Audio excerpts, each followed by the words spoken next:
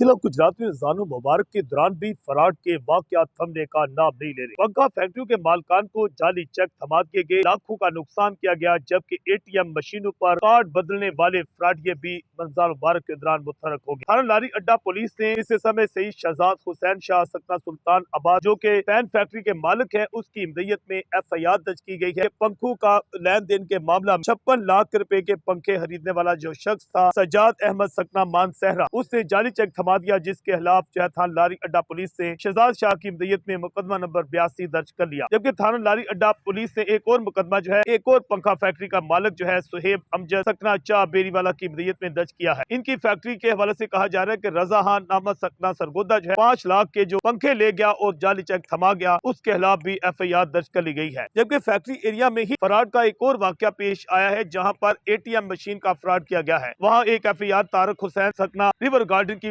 مدیت میں درج کروائی گئی ہے، جس کا کہنا ہے کہ وہاں پر حبیب بینک فیکٹری ایریا میں جو برانچ ہے، وہاں پر میری فیملی گئی، خواتین جو ہیں وہ ATM مشین کو استعمال کرنے کے لیے، وہاں ایک نامعلوم شخص موجود تھا جس نے ان کو کہا کہ میں آپ کو کارڈ استعمال کر دیتا ہوں، اور اس دوران اس نامعلوم فراڈیے نے کارڈ تبدیل کر لیا اور موقع سے دوسرا کارڈ پکڑا کر چلا گیا، جس کے بعد پتا چلا کہ جو کارڈ اسے تبدیل کیا تھا ہماری فیملی کا کارڈ لے کر اس سے 3 لاکھ روپے بھی نکلوا لیے اور 2 لاکھ روپے ٹرانسفر بھی کر دیے۔ پولیس نے مقدمات درج کر کے ملزمان کی تلاش شروع کر دی۔ جذبہ نیوز سے میں ہوں آکاش نیئر۔